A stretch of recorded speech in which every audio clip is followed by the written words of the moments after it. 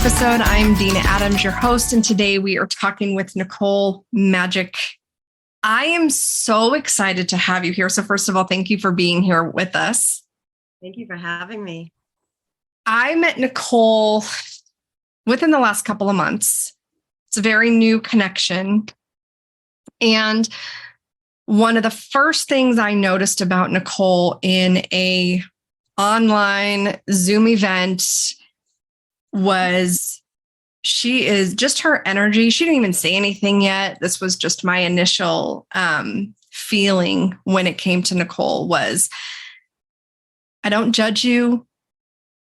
I love people and I just want to help you with whatever that is. And I don't show up as my best all the time. That was my first instinct of Nicole.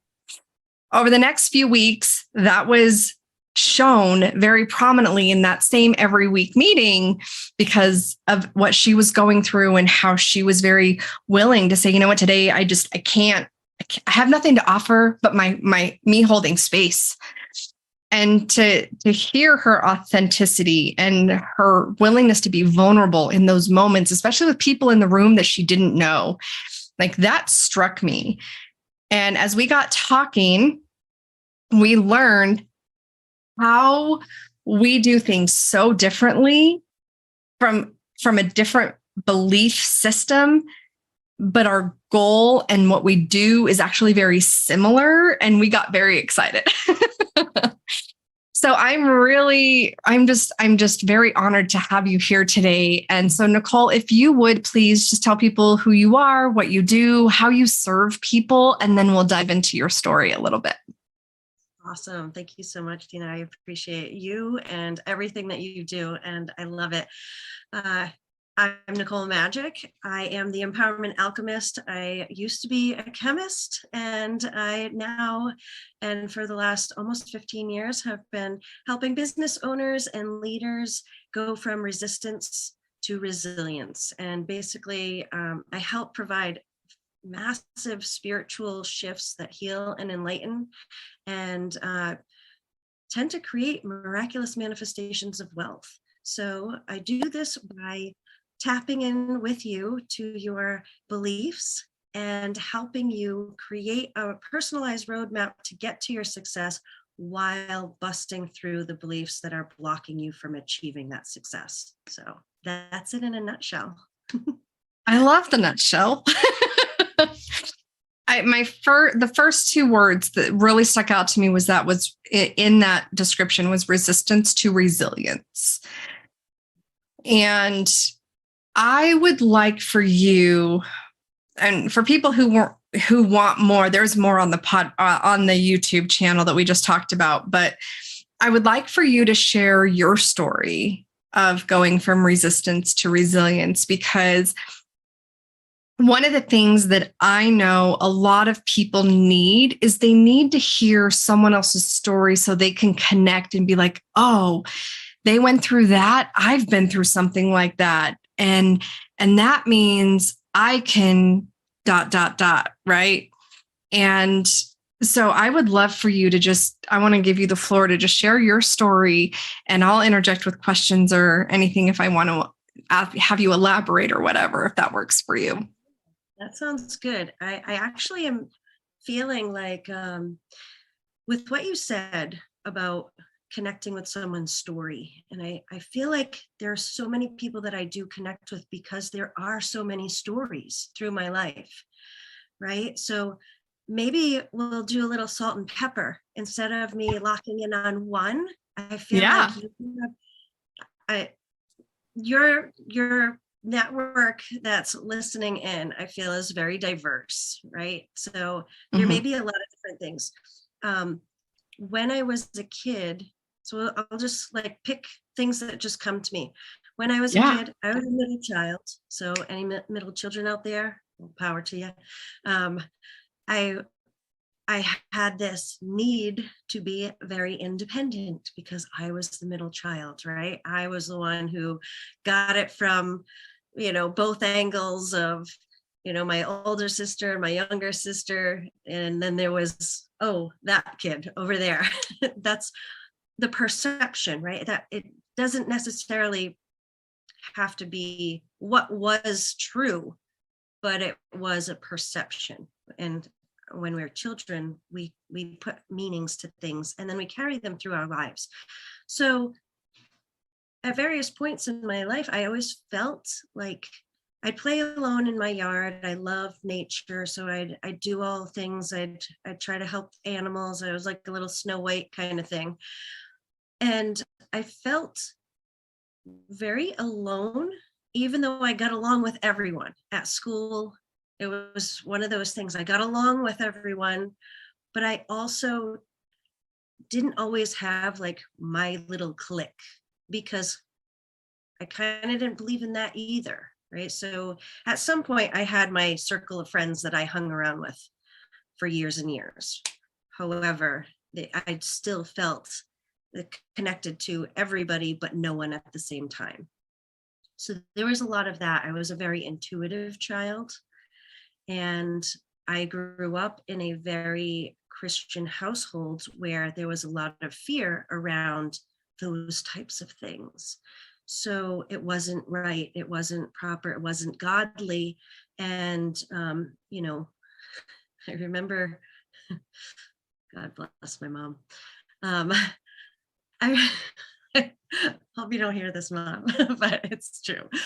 My mom tried to exercise me a couple times because of, things, and saying things that I shouldn't be saying, or knowing things, or, finding things that wasn't quite right. But I was trying to find answers and understand what was happening, because I could see auras and energy around people. I knew things that were happening. I saw things before they happened, and my family has a gift of foresight.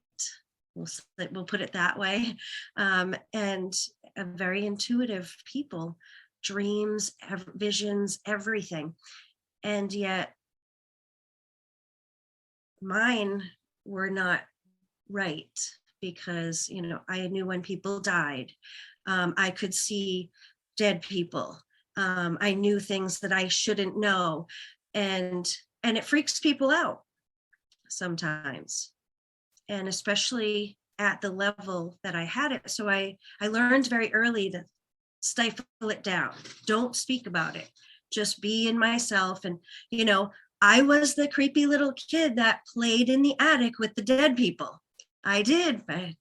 The lady who died in my house, she was like my friend. I just have to, I'm sitting here going, okay, yes, I have a diverse audience, and I'm talking about your story resonating with people. And I'm like, yes, me.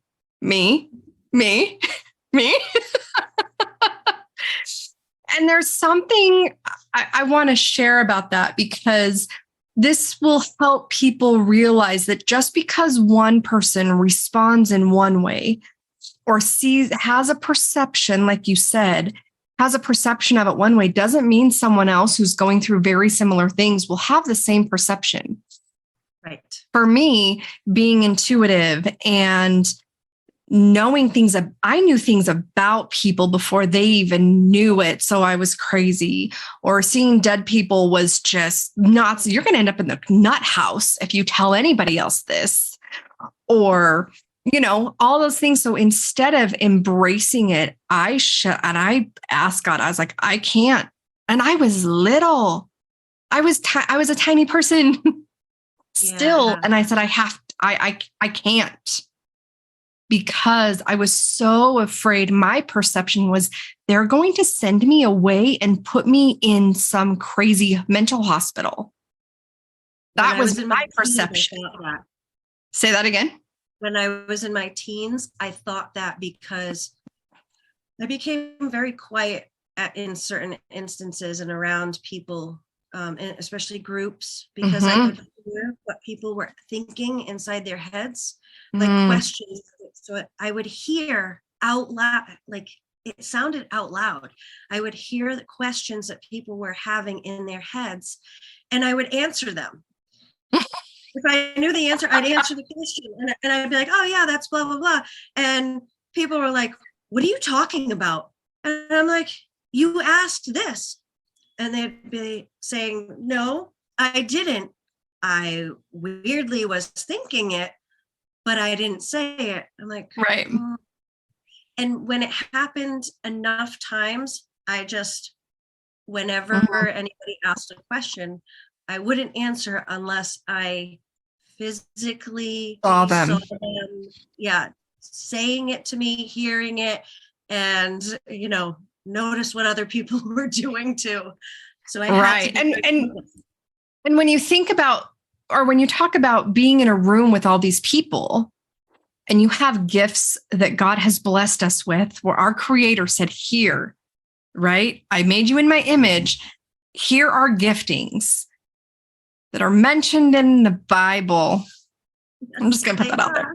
It's mentioned in a lot of places, right? In a lot of faith systems about them being gifts, but people reject and fear what they do not understand. And if it's not talked about in a way for people to accept it, it is rejected.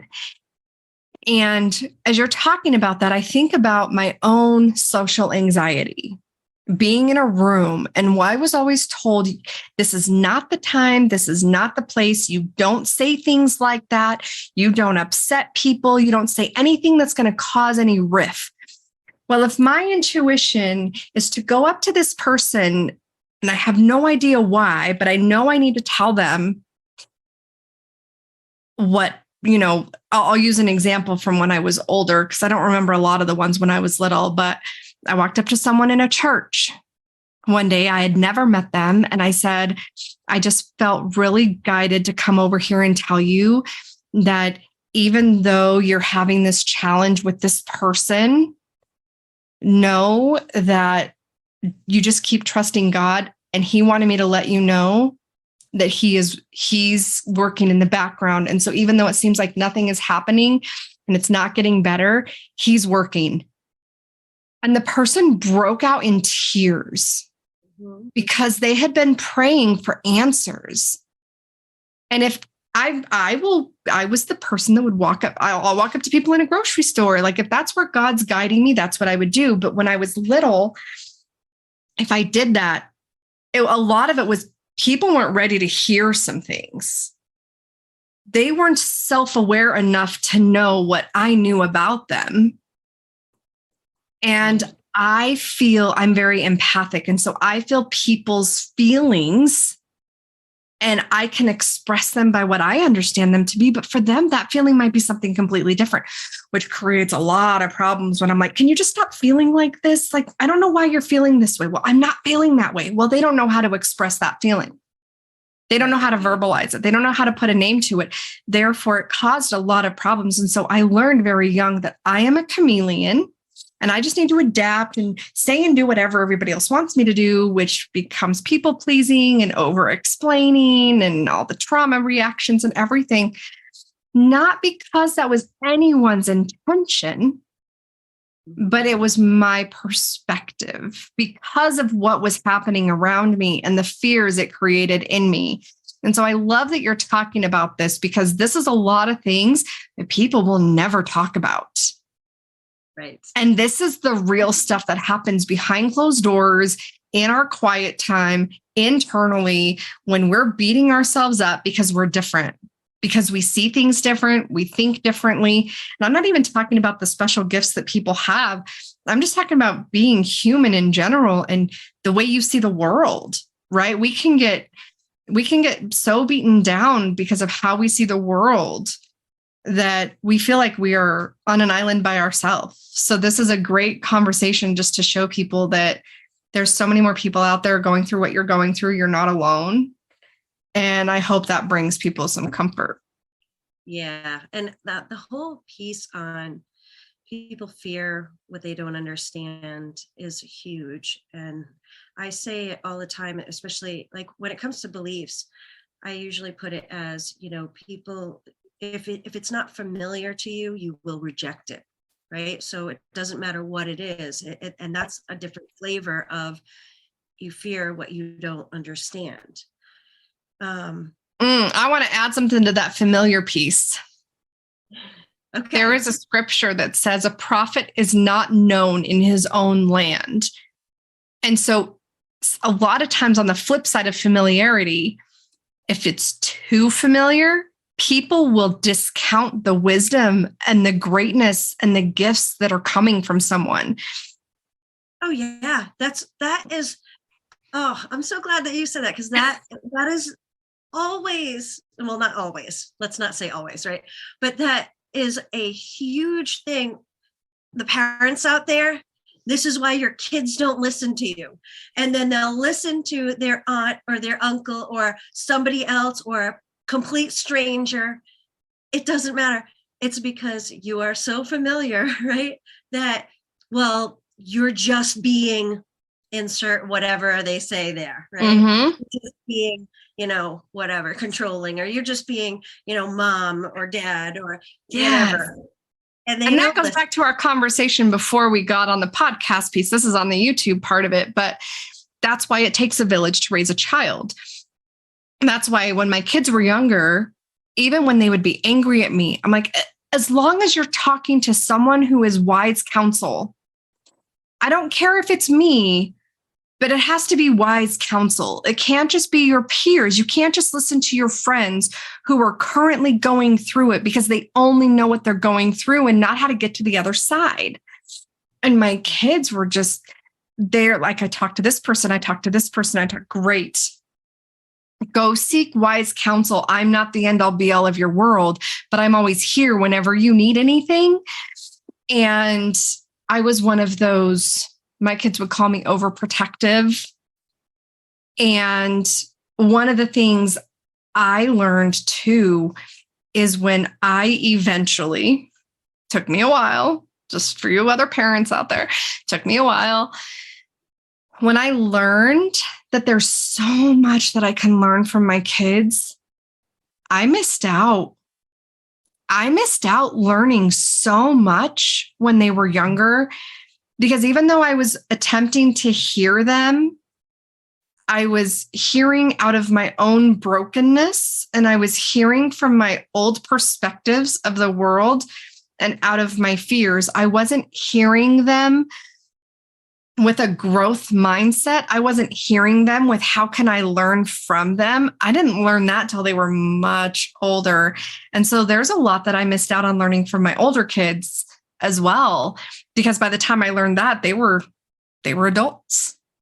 And they missed out on that opportunity to see how much I cared about them, because the way I was hearing them and how I put it into action was not perceived by them as me doing something good. It was this caused this cycle of devastation in my life. Right. And I'm like, but I just made the best decision I thought in the moment. And I did all this research and figured all this out. But I didn't hear the one person that I needed to hear in order to make the best decision for them. I was listening to everybody else. And so I think that's a great thing to think about, is when we are thinking about our perception and moving forward and overcoming and growing and doing all of this inner work, we have to recognize that there's so much we don't know, because we only know what we know. We don't know what we don't know. If we don't give ourselves room to learn and to be guided and step out of that ego, we can learn things to say. We can learn actions and make new habits. But that doesn't mean we've learned that we've actually grown. We're just doing something from a still broken place. And I think that's, everything that you do. I know you bring in your program, you bring in things like CBT and NLP and quantum physics and all of these things to help people stop self-sabotaging. And so what I would love to know is, on this journey that you've been taking, what was your journey? Not so much was it like this one aha moment. It might have been just over time, this was an awareness, but What was it that brought you to this place that said, this is how I need to change my beliefs. I'm self-sabotaging myself. I'm creating this space. I am doing this to myself and I need to change that and no one else is responsible. Like how did you come to that? And then how did you work through that? Because what I hear is like, but this person did this and this person did this. And I'm like, I can only take responsibility for myself. But a lot of people will say, because of them, this happened, and they take no responsibility for even the decisions that they made in reaction. So I'd love to hear what that looked like for you. Yeah. So I think there were a few instances where that played out. So I'm going to go back to when I was about 12 years old. There was a part of me. So this is kind of like how I think about things. And when I have my mind set on something to achieve, I want to achieve that thing, right? So there was a moment in a class, I was just sitting in high school. My high school was 7th through 12th grade. So that was a big thing.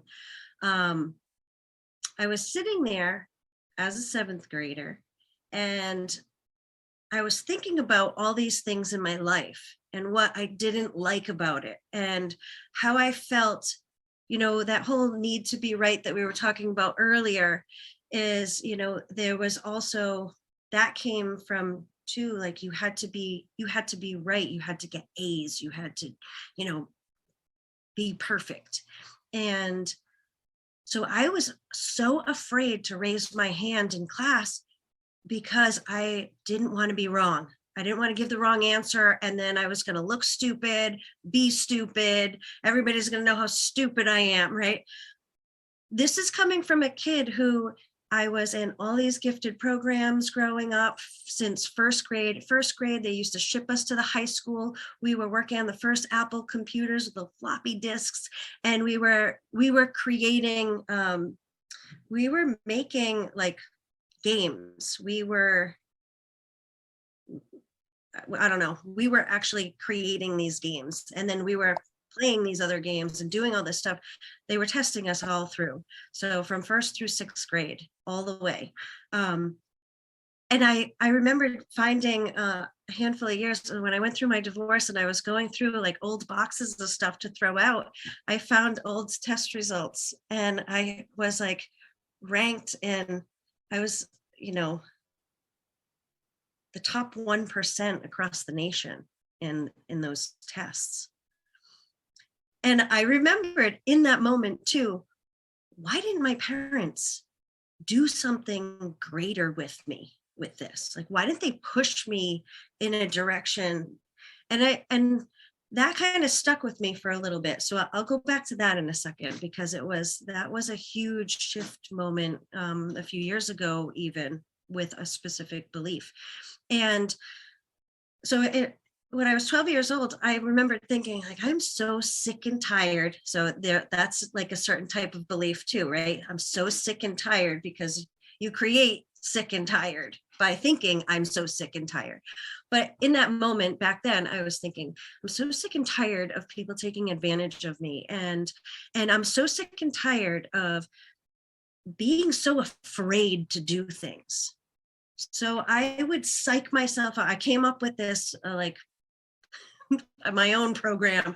I'd be like, okay, so in order for me to do this, I just need to get really excited and psych myself out and like spin my mind wheels so fast that I just do it and not think about it, right? And so I do it. And I remembered raising my hand, because I used to, unless I absolutely knew I was 100% right, I wouldn't raise my hand. And then when I would have my hand up there going, but what if I only think I'm right? So I raised my hand and I got the answer wrong. And that was not the right answer. A teacher said that wasn't the right answer. And 3 kids around me, one right behind me, went, I thought that was the answer too. And then 2 other kids were like, yeah, me too. And I was like, okay, I'm not alone. So it wasn't so bad. right? And Yeah. then now I know the answer. So I just kept doing that. I would have to psych myself out because I'd be like, why do I feel so stupid right now? And then I'd just do something the opposite and just push myself beyond the limits. Fast forward to I actually had a near-death experience that shifted everything.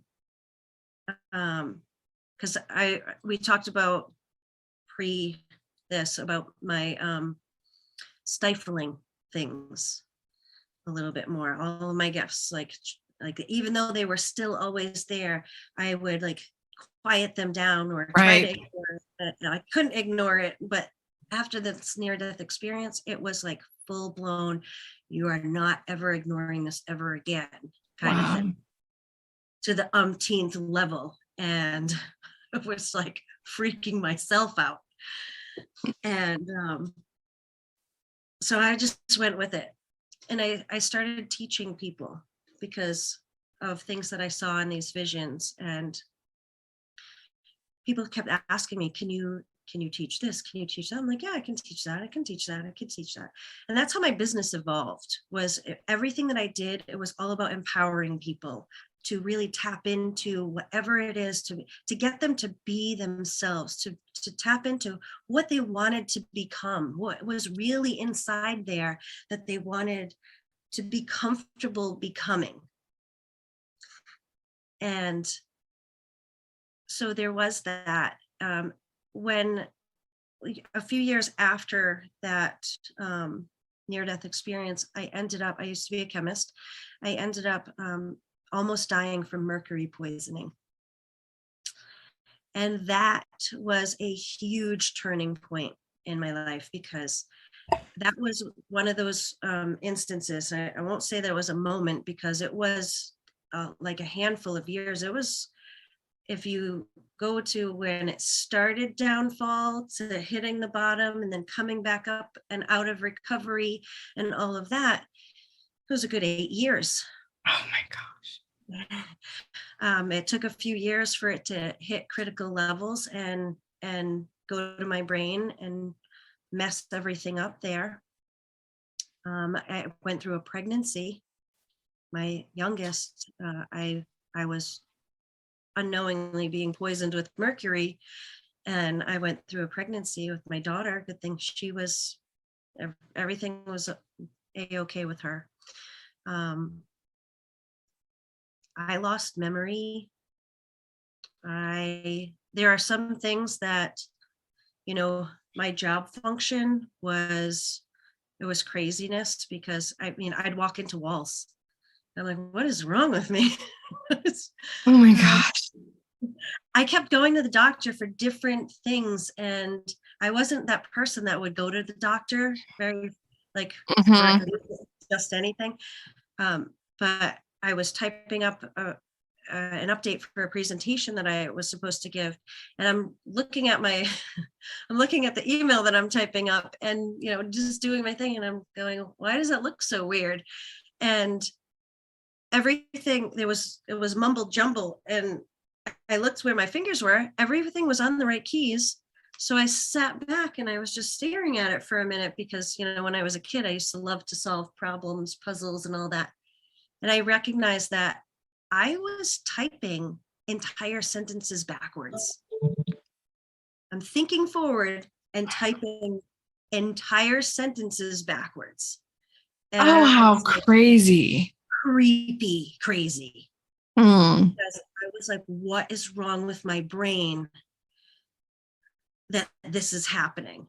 Right. And here's a funny thing is, my ex-husband now, but my husband at the time, I called him up. I said, there is something drastically wrong with me. And he was joking. But he goes, you're only figuring that out now? And I was like, normally that would be hilarious. However, I'm really serious right now. And I told him what was happening. And he was like, oh my God, what are you going to do? I'm like, well, back to the doctor. Let's figure this out. And it was from that point, it was scariness. So I felt like having that mercury poisoning to that level, a year and a half of doctors testing me and they couldn't figure out what it was until I passed out. And so now fast forward, I went through a pregnancy, I said, while being poisoned. My daughter was about maybe about almost 2, and I passed out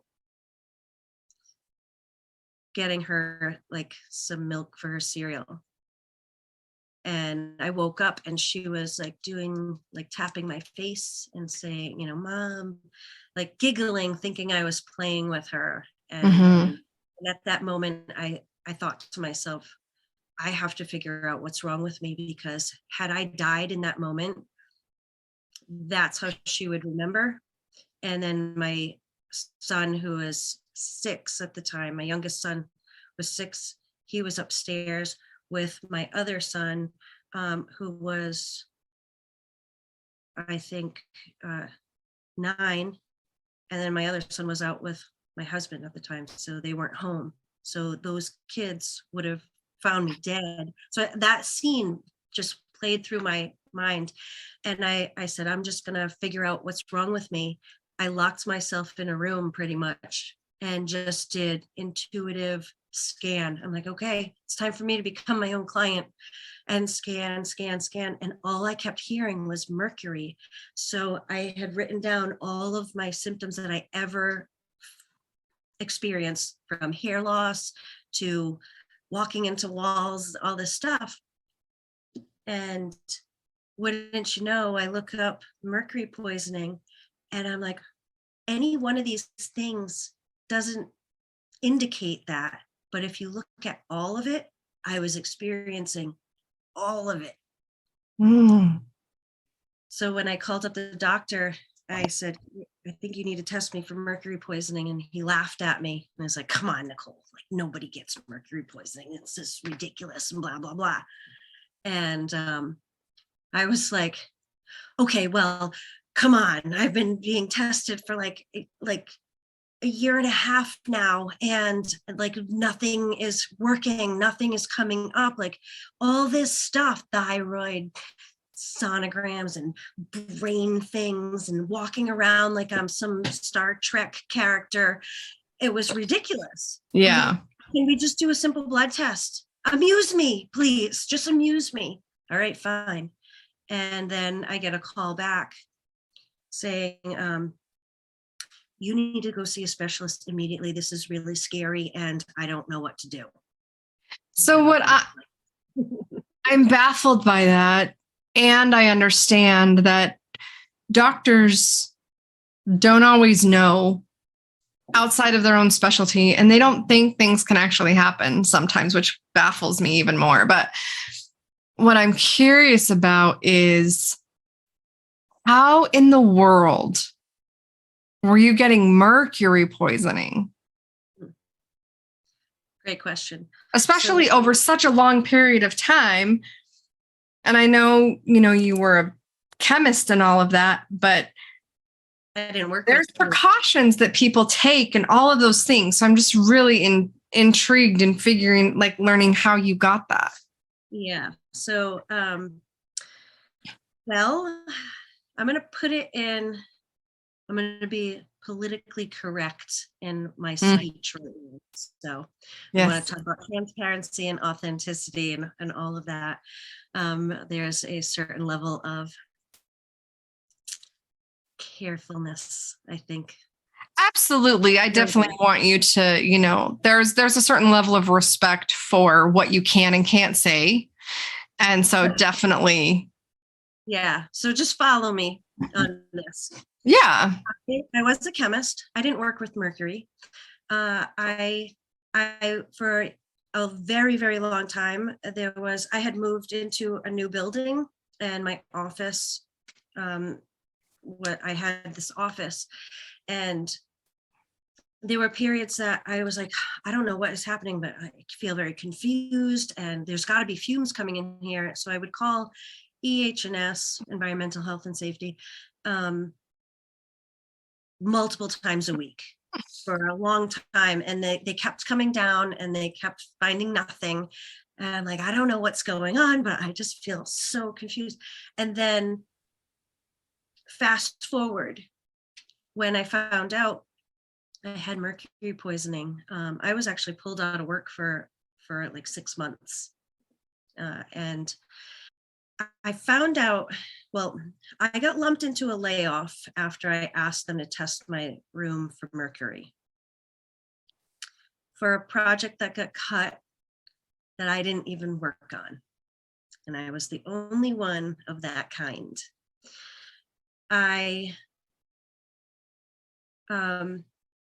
The letter that was written to ask for that, I received a reply back saying that it's too expensive.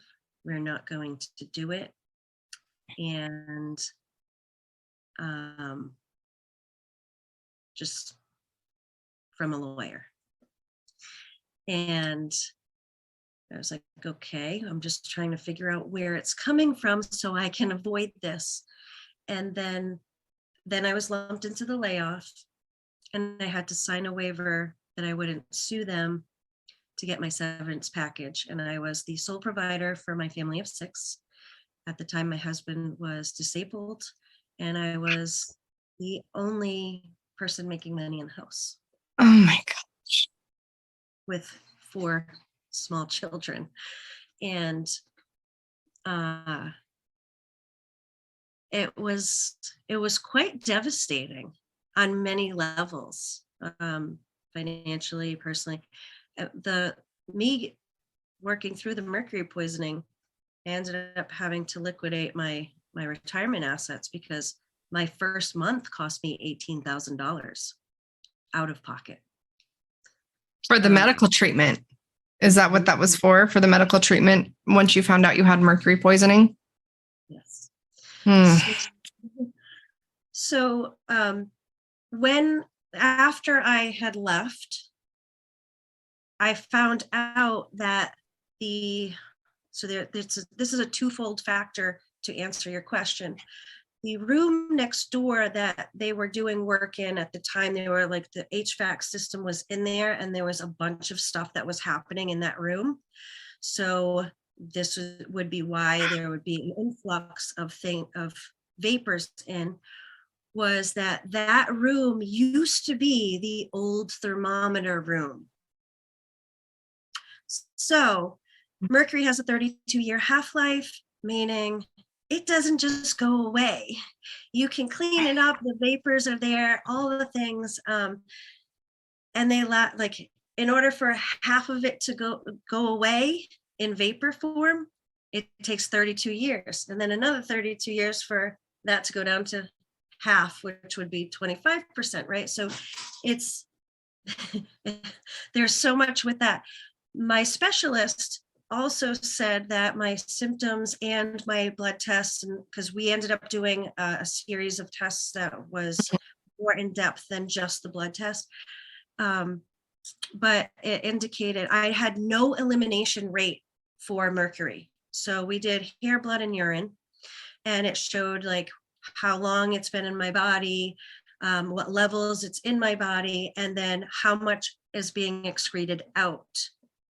And I had no elimination rate, which means all of it coming in was staying in and finding places to rest, including my brain. He said to me, Nicole, the levels that you have, because he said, I can't believe you're having a conversation with me right now. And at the time, this was what I sounded like. You call this conversation? Like, that's how I was talking, because I could not process things. And it would take me a while. If you said something to me, I would hear this. And then I'd sit there and stare at you for about 30 to 60 seconds until somewhere in my brain would process, oh, hi, Nicole, how are you doing today? And when I asked him, like, you call this a conversation? He said, well, let me put it to you this way. Let me put it into perspective. He said, most people with levels as high as yours are either vegetables or dead. I can't believe you're sitting here in front of me right now and we're having a conversation. And I looked at him and I just, like, that right there was like a mic drop. And I said, okay, well, that's not an option. Like, I'm thinking my kids need me. That's not an option. What do we do? Let's do it right now. Like, do it. Yeah. Like, filter my blood. I don't care what you do. Like, just do something. And it started another like 18 months to 2-year process of chelating it out. But he said that I had symptoms that were indicative of a genetic mutation that I should check out. And it turns out at the same time my sister was having health problems, and she found out we did have that mutation. So and I was like, oh, I think this is the mutation that my doctor was saying. And it turned out it was. So because of this genetic mutation, it's a certain type of methylation mutation called MTHFR. And some of the people that have it, a certain form of it, they can't process heavy metals. So because I can't process heavy metals, I couldn't excrete it out because there's no pathway for it to get out unless something goes in and grabs it and pulls it out. That's chelation. And in chelation, it's really difficult because you're stripping out all the good things while you're stripping out the bad things.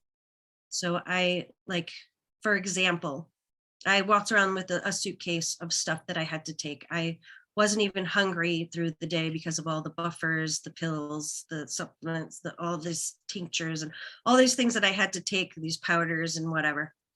Every hour and a half, I was taking something else. Every hour and a half, 24 hours a day for a year and a half. I wouldn't wish that on anyone. And I just wanted to die at some points because I was like, I don't even want to be doing this. But that whole process there's that survival mode, right? You're in a certain survival mode. And then there's also the people need me, little people need me. Yeah. And there's so much that my body was so stressed out. I was going to say that the one vitamin that I was taking per day had to be 12 of those in a day to put back in the stuff that was being stripped out. That's how aggressive it was. And the doctor that laughed about the mercury poisoning was like, you shouldn't be doing this chelation therapy. I'm like, well, look where the mercury poisoning test got us. So I'm just going to do this. And like, I got to get this out because I don't want this. I don't want to live like brain mush. I was this prisoner in my head that I knew what I wanted to say and I couldn't get it out. So I used to say that I know, and I'll still say I know what a stroke victim feels like when they know what they want to say, but they just can't find the words or they can't get it out. They can't make it go from here to here. And it's one of the most horrible feelings, trapped. Wow. So that's such a, to listen to the journey throughout your childhood and to go through this poisoning and to come out on the other side recovering and helping people the way you do. There's something in it that I hope people will get from this, that, I'm not that person who, when someone says something, I'm going to pump myself up and hype myself up. I'm not that person. I'm like, I need someone else to tell me that I can do that. Otherwise, I'm not going to do it. Right. And so there's probably people listening that go, there's no way I could go through that. There's no way I'd come through it. There's no way. And I want to say there's always a way. We all have something inside of us that no matter what we face, we can come through it. It may not be the way Nicole did. We may not handle it the way she did. We may not do the things she did. But if you are still here and you are breathing, you have come through in some way all of these things that you've been through in your own life. And we all have a story. right? We all have a story. If we were to sit and take inventory of our life, of the great things and the not so great things, of everything that we have overcome, I think we would realize that we all have something inside of us that will help us move forward and move through these traumatic moments and seasons that we go through. And I'm so grateful that you found, like, I'm so, like, grateful is a really bad word. That's not what I meant. Like, I'm having a hard time grabbing my words right now because I'm in awe. Like, I'm in shock of all the things that you just said. I'm still trying to process, but I think of, and I keep coming back to this moment when you're like, I have to figure this out. I have to sit down and I have to figure it out at the level that you were at. And as hard as it was for you to process things, that you're the one that figured out what was wrong with you. Yeah. And you could still somehow figure it out. This goes back to what we were talking about before. There's a force at work that's bigger than us. There's that intuition. There's that gut instinct, that guidance that we get that isn't us, right? And when we are guided so that we can come through something, so we can help somebody else, that's a bigger power. Whatever people call it, whatever their belief system, right? And that's why Nicole and I are both so passionate about people finding a belief system, finding something bigger than themselves. Because if Nicole would have been like, I'm the end all be all of this, like I am the only one that can fix this, she wouldn't have gone to doctors to rule out anything. She wouldn't have listened to the instincts and the intuition and the gifts that she had. Therefore, she would not have found the answer. Yeah. If I was the be-all, I wouldn't have even gotten there. If what? If I felt like I was the be all end all, I would have never made it to even that point in my life. I know. Right. I'm so honored to have you here sharing your story.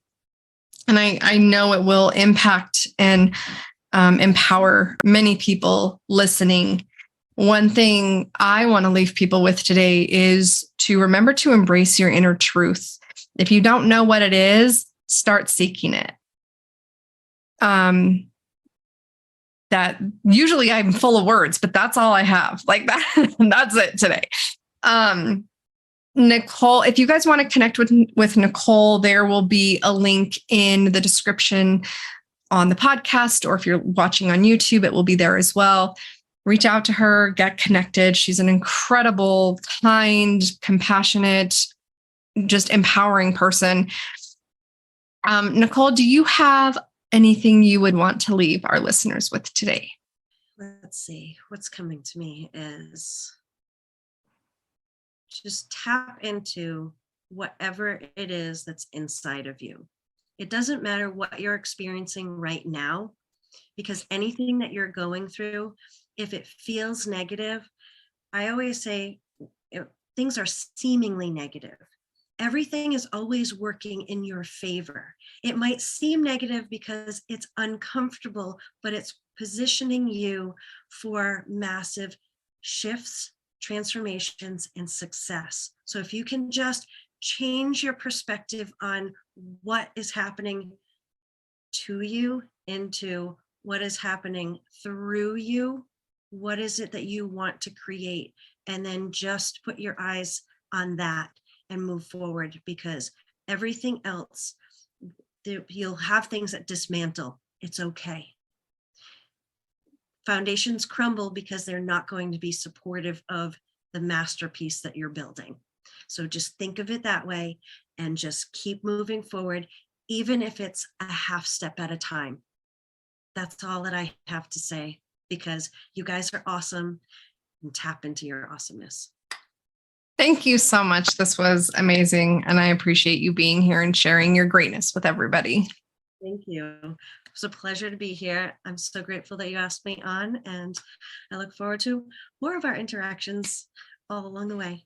And thank you all for listening. Appreciate all of you too.